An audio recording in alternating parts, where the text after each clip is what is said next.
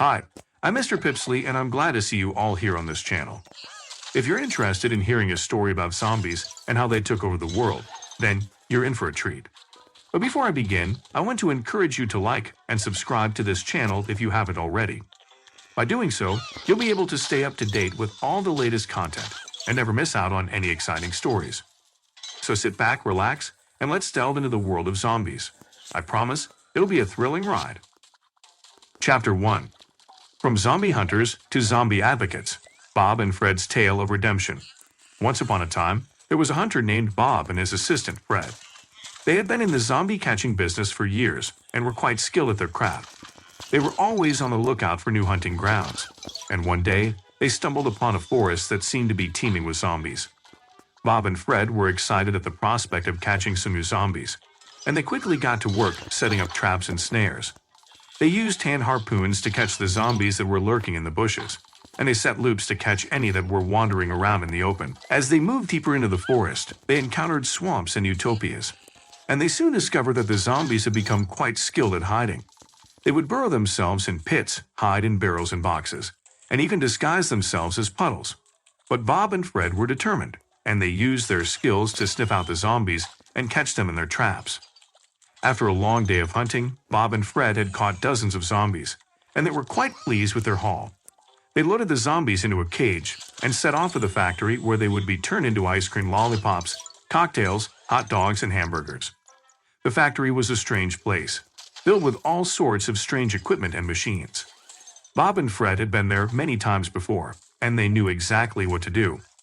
They unloaded the cage of zombies and got to work making their products. It was hard work, but Bob and Fred were experts at turning zombies into delicious treats. They chopped them up into small pieces, ground them into a fine powder, and mixed them with all sorts of flavors and ingredients.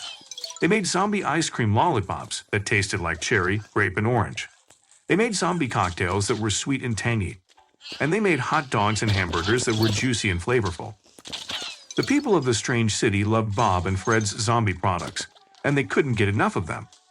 They would line up for hours just to get a taste of the delicious treats, and Bob and Fred quickly became very wealthy.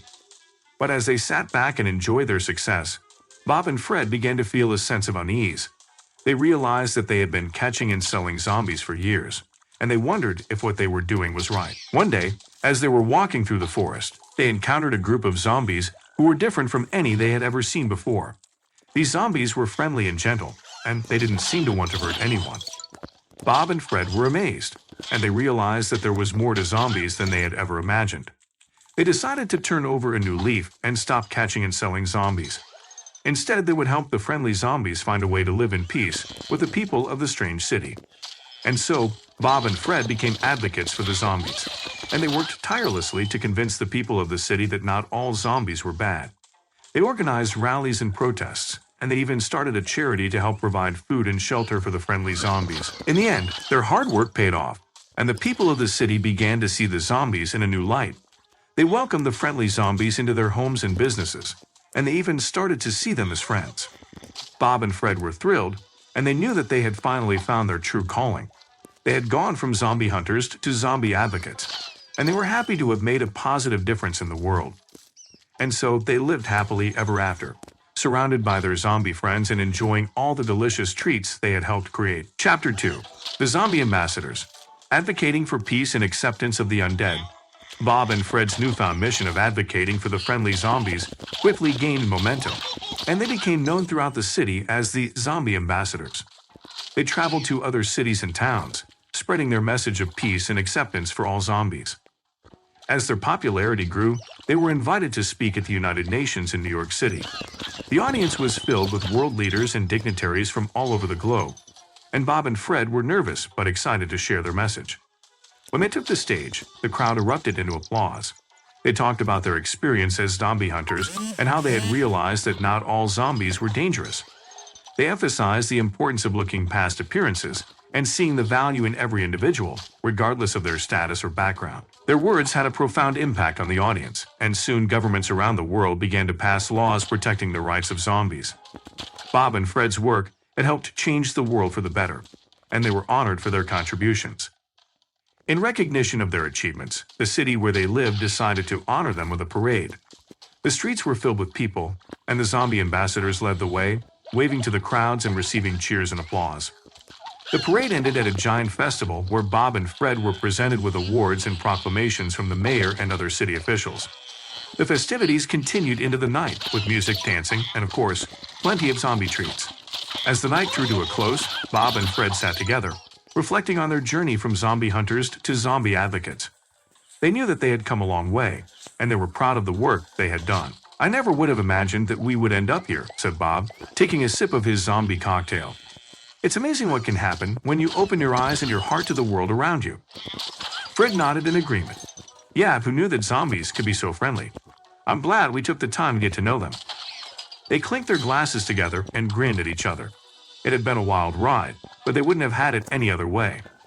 As they left the festival and walked home, they were greeted by a group of their zombie friends. The zombies had come to say thank you and to show their appreciation for all the work that Bob and Fred had done on their behalf. The zombie ambassadors hugged their zombie friends and smiled. They knew that they had found their true calling, and they were grateful for every moment of it. And so they continued to advocate for the friendly zombies, spreading their message of acceptance and understanding wherever they went. They knew that there was still much work to be done, but they were ready for whatever challenges lay ahead. Together, they would make the world a better place, one zombie at a time. Chapter 3. The Zombie Ambassadors Fighting for Peace and Acceptance. Suddenly, the sound of a loud explosion interrupted their thoughts. They turned around to see smoke rising from the direction of the factory where they had once made zombie treats. Without a second thought, Bob and Fred sprinted towards the factory. As they arrived, they saw that the factory had been destroyed, with rubble and debris scattered everywhere. The zombie ambassadors searched the area for any survivors, and eventually they found a group of zombies huddled in a corner, covered in dust and ash. Bob and Fred rushed to help them, pulling them to safety and making sure they were okay.